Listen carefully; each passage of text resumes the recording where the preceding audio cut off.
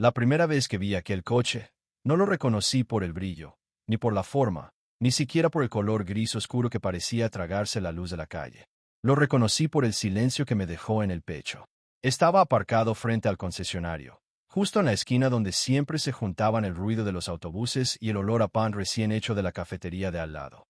Un lugar común, de esos que no tienen nada de especial, hasta que la vida decide esconder ahí lo que más te duele. Mis dedos se quedaron suspendidos a medio camino del bolso. La respiración se me cortó como si alguien hubiera apagado el aire. Y, sin entender todavía por qué, supe que ese coche no estaba allí por casualidad. Porque ese coche era el coche de mi padre. No el coche que él conducía para ir al trabajo, ni el coche que usábamos para las vacaciones cuando yo era niña. Era el otro. El que compró después de la muerte de mi madre. El que dijo que era para que no me diera pena volver a casa y que acabó convirtiéndose en su refugio, su manera de seguir avanzando, su promesa de que, aunque todo se rompiera, todavía podíamos movernos. Y era el coche que, antes de morir, me dejó. El coche que yo nunca había llegado a ver. Me llamo Clara, y durante años creí que la vida se dividía en dos clases de dolor. El que te cae encima como una piedra, de golpe, y el que se queda contigo como una sombra. Lo de mi padre fue las dos cosas.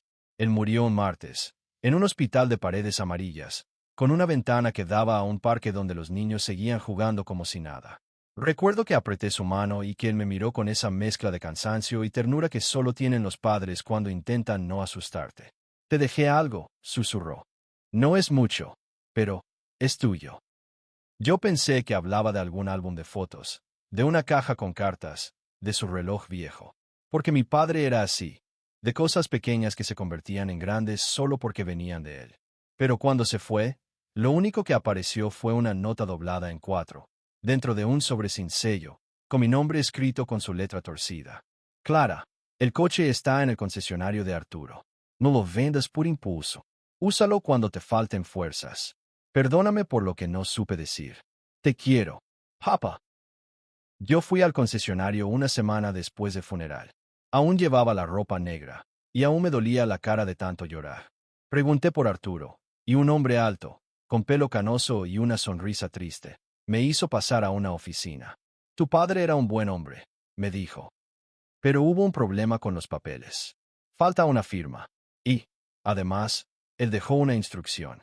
¿Qué instrucción? Arturo bajó la vista y suspiró. Que no te entregara el coche hasta que vinieras con tu marido. Mi marido. En ese momento, yo no estaba casada. Llevaba un año con Javier. Sí, y estábamos pensándolo. Pero mi padre no alcanzó a ver la boda, y yo tampoco entendí por qué había escrito eso. Debe ser un error, dije, sintiendo como me ardían los ojos. Mi padre se confundiría. Arturo negó despacio. No, me lo repitió varias veces. Yo salí de allí sin coche, sin respuestas, con el dolor más grande que había tenido nunca y un resentimiento que me daba vergüenza reconocer. ¿Por qué me ponía condiciones incluso después de muerto? ¿Por qué me dejaba algo y al mismo tiempo me lo negaba? Los meses pasaron. Javier y yo nos casamos en una ceremonia sencilla, en un salón con luces cálidas y flores blancas. La gente decía que mi padre habría estado orgulloso. Yo sonreía, asentía, y por dentro me preguntaba por qué el orgullo de un muerto seguía pesando tanto. Cuando volví al concesionario con mi anillo en la mano y el corazón apretado, Arturo me miró como si ya supiera que no venía tranquila. Necesito el coche, dije. Ya estoy casada. Necesito veros a los dos, respondió él. Es lo que me pidió. Así que volví otra vez, con Javier. Él no estaba de buen humor porque odiaba perder tiempo en trámites. Entró en la oficina de Arturo con esa seguridad que a veces parecía una armadura. Soy Javier, dijo, estrechándole la mano. ¿Podemos resolver esto rápido? Arturo no se ofendió. Se limitó a abrir un cajón y sacar una carpeta. Tu suegro dejó una carta para ti.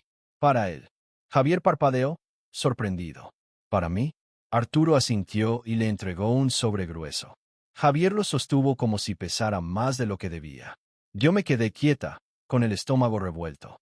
Mi padre, que había sido tan callado, había escrito una carta para el hombre con el que yo me casaba. Una carta que yo no conocía. Una parte de mi padre que yo no había leído. Javier la abrió allí mismo. Empezó a leer en silencio. Al principio su cara no cambió, pero a los pocos segundos vi cómo se le tensaba la mandíbula. Luego se le humedecieron los ojos. Luego, de pronto, soltó una risa nerviosa que no era risa. Era miedo disfrazado. ¿Qué pone?, pregunté, en un hilo de voz. Javier levantó la mirada hacia mí, como si acabara de ver algo que no quería que yo viera. Nada, cosas de tu padre. Consejos. Démela, Clara. Dámela, Javier. Él apretó el papel. Arturo, que había estado callado, dijo con suavidad. Clara, tu padre no quería herirte. Quería protegerte. Esa palabra, protegerte, me quemó. Porque yo estaba cansada de que me protegieran a costa de ocultarme cosas. Le arranqué la carta a Javier antes de que pudiera impedirlo. La leí allí mismo, de pie, con las manos temblorosas. Javier, no sé si eres un buen hombre o solo uno con buena apariencia. Ojalá seas lo primero. No te escribo para juzgarte, sino para dejarte algo claro. Mi hija ha vivido demasiado tiempo intentando merecer amor. Si algún día notas que ella se hace pequeña para que tú te sientas grande, detente. El coche que le dejo no es solo metal y motor. Es el único lugar donde lloró sin que nadie la viera cuando murió su madre. Es donde aprendió a conducir, donde me gritó que me odiaba una noche, y donde luego me pidió perdón al amanecer. Es un símbolo de su libertad. Te pido que estés presente el día que se lo entregue porque necesito mirarte a los ojos y saber si entenderás que la libertad de Clara no se negocia. Si la amas, no le pongas jaulas bonitas. Si no la amas, el coche será su salida. Arturo sabe qué hacer. Un padre que ya no tendrá tiempo de corregir errores. Sentí como si alguien hubiera abierto mi pecho y hubiera dejado entrar el viento helado. Javier estaba pálido. ¿De verdad pensaba eso de mí?, murmuró él. Yo no podía ni responder. No porque no quisiera, sino porque en mi cabeza se mezclaban mil cosas. La voz de mi padre, mi necesidad de creer que Javier me amaba, mis recuerdos de discusiones pequeñas que yo había disculpado, mi miedo a estar repitiendo historias. Arturo se levantó y, por primera vez, su voz sonó firme. Tu padre me pidió una cosa más, que, si tú reaccionabas intentando arreglarlo todo para que el matrimonio siguiera igual, te dijera lo siguiente. Me miró a mí. Clara, no tienes que demostrar nada. El amor no se gana con sacrificio constante. Yo sentí un nudo en la garganta tan grande que pensé que iba a vomitar. Aún así, esa tarde me entregaron el coche. Cuando lo vi de cerca, vi algo más que metal. Vi arañazos pequeños en la puerta del conductor. Vi una pegatina vieja en la esquina del parabrisas que decía Revisión 2017. Vi el mismo olor a cuero y menta que mi padre llevaba siempre en los bolsillos. Me senté al volante y apoyé la frente en él. Lord. Lloré por mi padre, por mi madre, por la niña que había sido, por la mujer que era y por la incertidumbre que de pronto parecía ocupar toda la carretera. Javier se quedó afuera, mirando sin saber si acercarse. Yo encendí el motor. El rugido fue un latido, como si algo dormido en mí se despertara. Vamos a casa, dije, sin mirarlo. Y él asintió, como si aceptara un castigo. Durante semanas, el coche fue una presencia silenciosa entre nosotros. Javier intentaba ser amable, me traía café, me preguntaba cómo estaba. Pero yo ya no podía ver sus gestos sin preguntarme cuánto había de amor y cuánto de control. Y entonces pasó algo que no esperaba. Empecé a conducir sola. Al principio, era solo para ir al supermercado. Luego, para visitar a Arturo. Luego, una tarde, sin pensarlo demasiado, conduje hasta el mar. Hacía años que no veía el mar. Mi madre solía decir que el mar te reordena por dentro. Me senté en la arena con el abrigo puesto y dejé que el viento me despeinara. Recordé a mi padre sosteniendo mi bicicleta cuando aprendí a montar. Si te caes, te levantas. Pero no dejes de avanzar por miedo a caer. Aquella noche, al volver, encontré a Javier en la sala, con la carta en la mano. La había copiado, o tal vez la había vuelto a leer. Su rostro estaba desencajado. Clara, dijo, ¿de verdad crees que yo te hago pequeña? Me sorprendió la pregunta. No porque fuera absurda, sino porque era honesta. No tenía su tono habitual de tú exageras. Tenía el tono de alguien asustado de perder. Yo me senté frente a él. No lo sé, respondí. Y eso me da miedo. Porque debería saberlo. Javier tragó saliva. Yo te amo. Amar no basta si el amor aprieta. Dije, y esa frase salió de mi boca como si fuera de mi padre. Hubo un silencio largo. ¿Qué quieres que haga? Preguntó él. Yo no sabía. La verdad era esa, yo no sabía. Así que hice algo inesperado. Saqué las llaves del coche y se las dejé en la mesa. Quiero que mañana me acompañes al concesionario, dije. Quiero hablar con Arturo. Y quiero escuchar lo que mi padre le pidió que él supiera qué hacer. Javier parpadeó. Otra vez. ¿Para qué? Porque siento que hay más. Y estoy cansada de vivir a medias. A la mañana siguiente, fuimos. Arturo nos recibió con la misma paciencia de siempre, pero su mirada se posó en mí con un peso extraño, como si hubiera estado esperando ese momento desde hacía años. Clara, dijo, si has vuelto, es porque el coche ya está haciendo su trabajo. ¿Qué trabajo? Arturo se sentó y sacó otra carpeta. Esta vez no era un sobre. Era un cuaderno viejo, con tapas de piel, gastado en los bordes. Tu padre me dejó esto para ti. No estaba previsto entregártelo hasta que... Miró a Javier. Hasta que pasara algo. Y creo que ya pasó.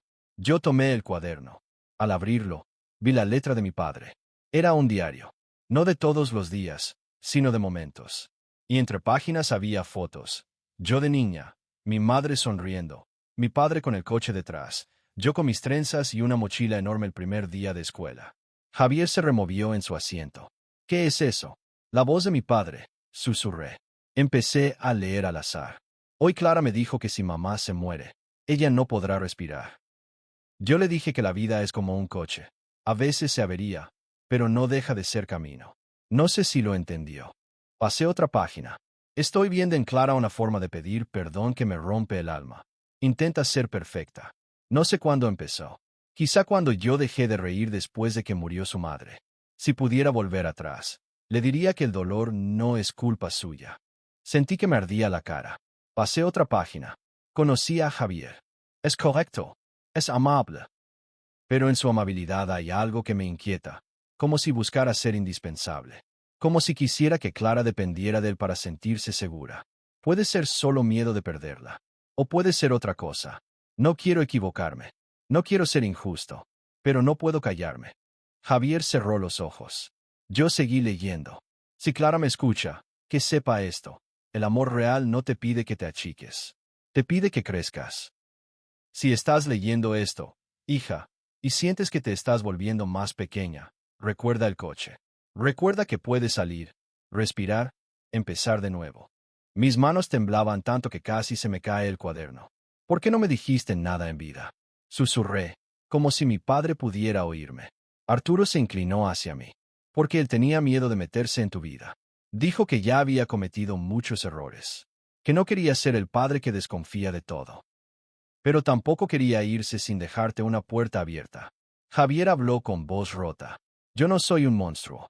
Nadie dijo eso, respondió Arturo. La mayoría de las jaulas se construyen con buenas intenciones. Esa frase cayó como un golpe. Yo miré a Javier. Vi sus ojos llenos de lágrimas. Vi su vergüenza. Vi también algo que nunca había visto, vulnerabilidad sin defensa. Javier tragó saliva. Mi padre se fue cuando yo era niño. Y mi madre estaba siempre enferma. Yo aprendí que si no me volvía imprescindible, me dejaban. Cuando te conocí, pensé que si te cuidaba lo suficiente, no te irías. Cuidar no es lo mismo que retener, dije. Lo sé, susurró. Y me odio por haber cruzado líneas sin notarlo. Yo sentí un impulso extraño. Una parte de mí quería abrazarlo y decirle que todo iba a estar bien. La parte de mí que siempre quería arreglar. Pero entonces recordé las palabras de mi padre. No tienes que demostrar nada. Respire hondo. Necesito espacio. Daij. Necesito saber quién soy cuando no estoy intentando que nadie se quede. Javier asintió.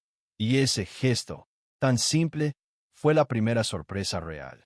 Me voy a casa de mi hermano, dijo. No para castigarte, para respetarte.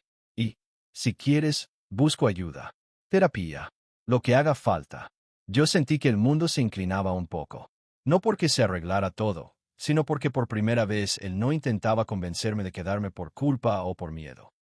Salimos del concesionario y, cuando llegamos al coche, vi algo que no había visto antes. En el asiento del copiloto, metido entre el respaldo y la tela, había un sobre pequeño, amarillo, con mi nombre. Mi quid halada. ¿Eso estaba ahí? Preguntó Javier. Yo lo agarré con cuidado, como si fuera a romperse. Lo abrí. Dentro había una llave. No la del coche. Otra llave, pequeña, antigua, y un papelito. Caja de seguridad. Banco Central. Número 314. No abras esto si estás bien. Ábrelo si un día sientes que no puedes más. Papá. Se me nubló la vista. ¿Qué es eso? Javier susurró. No lo sé, dije. Pero creo que tengo que averiguarlo. Y ahí empezó el verdadero giro. Porque yo siempre creí que mi padre no tenía secretos. Que era simple.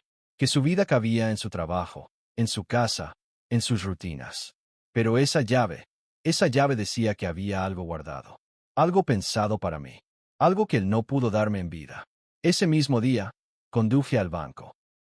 La caja de seguridad estaba en una sala fría, con luces blancas que hacían que todo pareciera más serio. Un empleado me acompañó hasta una mesa y me dejó sola con la caja metálica. Me senté. Metí la llave. Jair. Cuando abrí la caja, lo primero que vi fue una bufanda doblada. La bufanda de mi madre. La que yo había buscado durante años y que nunca aparecía. La acerqué a la cara. Aún olía un poco a su perfume. Debajo había una carpeta con documentos. Y una foto de mi padre. Con una niña pequeña en brazos. No era yo. Mi qui paralizada. Otra vez ese silencio en el pecho. Ese mismo tipo de silencio que te parte por dentro. Tomé la foto. Miré el rostro del niño. Ojos grandes. Piel morena. Una sonrisa tímida. La niña tendría 3 o 4 años. Mi padre la sostenía como si fuera el tesoro más delicado del mundo. Mis manos empezaron a sudar. Había también una carta. Clara, si estás leyendo esto, es porque el coche te trajo hasta aquí. Porque cuando una se queda quieta, la vida la empuja. Perdóname por esto. No supe cómo decírtelo. Antes de conocer a tu madre, yo cometí el error más grande de mi vida. Me fui. Me fui de una relación en la que había una niña. No era mi hija biológica, pero eso no importaba. Yo fui su padre durante un tiempo, y luego me asusté. Me fui. Años después, intenté buscarla. Me dijeron que se llamaba Lucía, que había sido adoptada por una familia en otra ciudad. Nunca pude encontrarla. Nunca pude reparar ese abandono. Cuando tu madre murió, yo pensé en Lucía. Pensé en cómo el dolor puede repetirse si uno no lo enfrenta. Me juré que contigo no me iría nunca. Me juré que te protegería incluso de mis propias sombras. La busqué de nuevo hace 3 años. La encontré. Lucía vive. Tiene una vida. Tiene hijos. Y tiene heridas. No quise traerla a tu vida sin estar seguro de que era lo correcto. No quise ponerte sobre los hombros la culpa de mi pasado. Pero sí quise dejarte una oportunidad. Si un día quieres conocerla, aquí están sus datos. Si no, no pasa nada. Solo quiero que sepas que yo no fui solo tu padre perfecto o torpe. Fui un hombre que falló y que intentó aprender. Hay algo más. Cada mes, desde que la encontré, he ahorrado para los estudios de su hija mayor. No porque me lo pidiera, porque yo quería dar algo sin esperar nada. No tienes que hacer lo mismo. No tienes que cargar con mi redención. Pero quizá, hija, este sea el mensaje final. El amor no siempre llega a tiempo, pero la bondad puede llegar incluso tarde y aún así cambiar algo. Te quiero más de lo que supe mostrar. Papá. Me quedé mirando la carta hasta que las letras empezaron a mezclarse con las lágrimas. No era solo una revelación. Era un terremoto. Mi padre había sido, en secreto, un hombre buscando reparar. Un hombre que había aprendido que a veces la mayor prueba de amor no es quedarse, sino no huir de lo que hiciste. Y yo, de pronto, estaba sentada con la historia de alguien más en mis manos. Una mujer llamada Lucía. Una niña que no era yo. Una herida que no era mía, pero que estaba conectada a mi sangre de alguna forma invisible. Volví a casa con la caja en el asiento de atrás. El coche parecía más pesado, como si llevara no solo objetos, sino un pasado completo. Javier ya estaba preparando una maleta. Se detuvo cuando me vio. ¿Está bien? Preguntó. Yo negué. Le enseñé la foto. Su rostro cambió al instante. ¿Quién es? No lo sé del todo, dije. Pero creo que mi padre tuvo otra vida que yo no conocía. Y ahora no sé quién era él. Y eso duele más de lo que pensé. Javier bajó la mirada, como si entendiera la gravedad sin necesidad de más palabras. Me voy, dijo. Te llamo mañana. Si quieres. Aseni. Y cuando se fue, La casa quedó tan silenciosa que escuché el zumbido del refrigerador como si fuera un grito. Esa noche no pude dormir. A las 4 de la madrugada, bajé al garaje. Encendí el coche. Me senté, y en la oscuridad, dejé que el volante sostuviera mi frente como lo había hecho mi padre. ¿Qué querías que hiciera con esto? Sí, sir. ¿Qué querías que aprendiera? No hubo respuesta. Solo el tic-tac del reloj del tablero. Pero entonces recordé algo pequeño. En la carta, mi padre decía que había ahorrado para la hija de Lucía, que había dado sin pedir, que había querido reparar sin obligar a nadie a perdonarlo. Y entendí algo. Mi padre no me estaba pasando una carga. Me estaba ofreciendo una elección. Al día siguiente, llamé al número que venía en la carpeta. La mano me temblaba tanto que casi se me cae el teléfono. Contestó una voz femenina, cansada, como si hubiera aprendido a hablar con cuidado. Hola, Craig Saliva. ¿Lucía? Sí. ¿Quién es? Me quedé en silencio un segundo. Luego dije, me llamo Clara. Soy la hija de Manuel. Hubo un silencio tan largo que pensé que había colgado. ¿Manuel? Repitió ella, y su voz se quebró. ¿Manuel Herrera? Sí. Se escuchó una respiración agitada. Está vivo. Se me apretó el pecho. No, respondí. Murió hace unos meses. Del otro lado, un sollozo.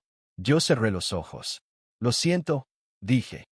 No llamo para pedirte nada. Solo, encontré algo. Una carta. Una foto. No sabía que existías. Lucía rió, pero era una risa amarga.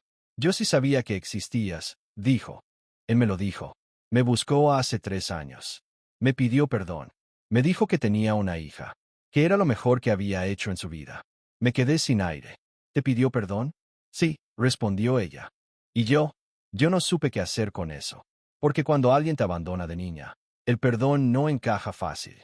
Pero, su voz se suavizó. Él no vino a exigir. Vino a reconocer. Vino a escuchar.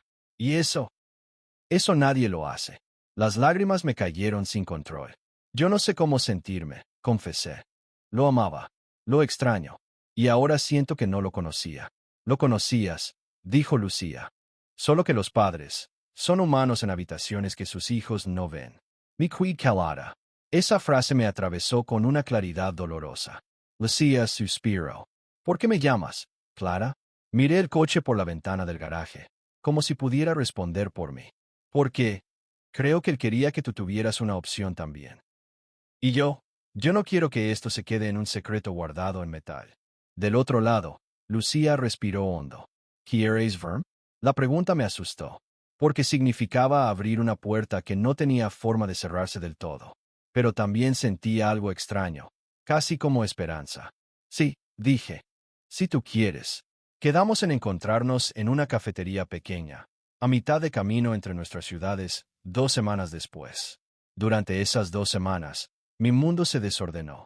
Volví a leer el diario. Encontré páginas donde mi padre hablaba de mí, de sus miedos, de su amor. Y encontré páginas donde hablaba de Lucía, de su culpa, de su deseo de no repetir el mismo abandono. Mientras tanto, Javier me mandó mensajes respetuosos. Me dijo que había empezado terapia, que estaba aprendiendo a no confundir amor con miedo. No me presionó, no me pidió que volviera. Solo me preguntó cómo estaba y me dijo, más de una vez, gracias por no rendirte contigo misma. Esa frase me hacía llorar porque yo me había rendido conmigo misma demasiadas veces, sin darme cuenta. El día del encuentro con Lucía llovía. El cielo estaba bajo, gris, y el mundo parecía recién lavado de colores. Conduje el coche con las manos firmes, pero por dentro iba temblando. Cuando entré a la cafetería, la vi enseguida. Estaba sentada junto a la ventana, con una taza entre las manos. Tenía el pelo oscuro recogido, ojeras suaves y una mirada que parecía haber visto demasiado. Se levantó cuando me vio. Yo me acerqué despacio, como si fuera un animal asustado. Y en cuanto estuve frente a ella, supe, con un impacto físico, que compartíamos algo. No la sangre, quizá, pero sí el gesto de nuestro padre en la forma de fruncir el ceño cuando algo duele. Lucía me miró como si buscara a Manuel en mi cara. ¿Te pareces a él?, susurró. Yo asentí, incapaz de hablar. Nos abrazamos. Y ese abrazo, tan inesperado, fue el inicio del clímax que me cambió. Porque en ese abrazo, Lucía empezó a llorar de una manera que no era de tristeza solamente. Era de años guardados. Y yo también lloré. Y por un momento, dos desconocidas se sostuvieron como si se conocieran de toda la vida, unidas por un hombre que había intentado amar mejor de lo que supo. Nos sentamos. No sé por dónde empezar, dije. Lucía miró la mesa, luego mis manos. Cuéntame cómo era contigo, pidió. Quiero saber si él aprendió. Yo respiré hondo y empecé a hablar de mi padre. De cómo se levantaba temprano, de cómo cantaba desafinado cuando cocinaba, de cómo me enseñó a cambiar una rueda y a no pedir disculpas por ocupar espacio. Hablé de sus silencios también, de lo que no decía, de las veces que yo lo interpreté como frialdad y ahora entendía como miedo. Lucía escuchó con una atención dolorosa. Él nunca cantó conmigo, dijo en voz baja. Pero, cuando me encontró, me trajo una bolsa con pan dulce. Me dijo que no sabía qué regalos se hacen cuando uno llega tarde. Me reí entre lágrimas. Eso suena a él. Lucía apretó los labios. ¿Sabes qué fue lo más raro? Dijo. Que no me pidió que lo perdonara. Me dijo, no te debo una versión bonita de mí. Te debo la verdad. Y luego, me dejó hablar. Me dejó decirle todo lo que me había hecho. Trade saliva. ¿Y qué le dijiste? Lucía me miró a los ojos. Que lo odié. Que lo busqué en caras de hombres que no me querían. Que me casé con alguien que me trataba como si yo no valiera nada porque yo misma no me sentía valiosa. Que aprendí a aguantar porque el abandono te enseña a conformarte con migajas. Sentí un golpe en el pecho. Pensé en mi propio matrimonio, en mis propios intentos de ser suficiente. Lucía siguió. Y él lloró. Dijo que era culpa suya. Pero no lo dijo para liberarse. Lo dijo para cargarlo. Nos quedamos en silencio. Yo saqué la foto del bolso y se la di. Lucía la tomó y se le quebró la boca. Esa era yo, susurró. Yo no tengo ninguna foto así. Yo sentí rabia. No contra mi padre, sino contra el tiempo, contra el miedo humano que hace que la gente huya y deje huecos imposibles. Entonces Lucía me miró con decisión. Clara, necesito decirte algo. Algo que quizá te rompa un poco, pero es la verdad. Mi estómago se encogió. Time. Lucía respiró hondo. Cuando me encontró, me pidió un favor. Me pidió que, si un día tú me buscabas, yo no te odiara. Me pidió que no te culpara. Y me dijo algo más, que él había dejado su coche contigo porque sabía que tú también podrías necesitar una salida. Porque te había visto, se le humedecieron los ojos, te había visto quedarte pequeña por amor. Sentí que el café se me atragantaba. ¿Te dijo eso? Lucía asintió. Me dijo, Clara se esfuerza demasiado. Se responsabiliza de la felicidad ajena. Si se casa con un hombre que la quiera, será feliz. Si se casa con uno que la necesite, se perderá. Me dijo que era su miedo, que quizá era injusto, pero que prefería dejarte herramientas antes de irse. Mi quid halada. Era como si mi padre estuviera sentado con nosotras, hablándonos desde una distancia imposible. Yo estoy separada ahora, confesé. No sé si será definitivo, pero le pedí espacio, porque me di cuenta de que no sabía quién era sin intentar sostenerlo todo. Lucía me miró con una ternura inesperada. Eso es valiente, dijo. Y no te hace mala esposa. Te hace humana. Yo sentí que el pecho me dolía, como si algo viejo se estuviera rompiendo por fin. En ese momento, una niña entró corriendo a la cafetería, empapada, riendo. Detrás venía un adolescente con una mochila, y luego una mujer mayor. Lucía se giró y levantó la mano. Aquí. La adolescente la vio y sonrió. La niña corrió hacia ella y se le lanzó encima. Mamá, mira lo que hice. Salté en todos los charcos. Lucía la abrazó y luego miró a la adolescente. Esta es Clara, dijo. Es familia. La palabra familia me golpeó como una ola. Y sin pedir permiso, me emocionó. La adolescente me miró con curiosidad. La niña me miró y sonrió sin miedo, como si los niños supieran que el cariño no necesita explicaciones largas. Hola, dije, con la voz rota. Lucía acarició la cabeza de la niña. Ella es Paula, dijo. Y la mayor es Sofía. Sofía se quedó mirando mis ojos. ¿Tú conociste a Manuel? Preguntó, directa. Trade saliva. Sí, respondí. Era a mi padre. Sofía bajó la mirada. Luego dijo algo que me dejó sin aire. Entonces, gracias. Gracias. Repetí, confundida. Sofía se encogió de hombros, pero sus ojos brillaban. Mi mamá lloraba mucho antes. Mucho. Y hace 3 años, empezó a llorar diferente. Como si le hubieran quitado un peso. Siempre dijo que un hombre le pidió perdón. Y que eso no arregla todo. Pero, ayudó. Y si era tu padre, gracias. Me quedé sin palabras. Porque nunca pensé que mi padre pudiera haber hecho algo que sanara a alguien más, además de a mí. Nunca imaginé que su arrepentimiento pudiera convertirse en alivio para otra persona. Y, sin embargo, ahí estaba, una adolescente agradeciendo por un perdón que no había recibido ella directamente, pero que había cambiado a su madre. Ese fue el shock real. No la foto. No el secreto. No la caja. El shock fue entender que la bondad no siempre es grande ni heroica. A veces es sentarse frente a alguien y decir, fui yo, lo siento. A veces es no justificarte. A veces es escuchar el daño que hiciste sin huir. Lucía me miró, como si supiera lo que yo estaba pensando. Él no pudo cambiar el pasado, dijo, pero cambió algo en mí. Y eso es humanidad. Sentí que algo se deshacía dentro de mí. Algo que yo llevaba apretado desde niña. La idea de que todo tiene que ser perfecto para que valga. Nos despedimos esa tarde con un abrazo distinto.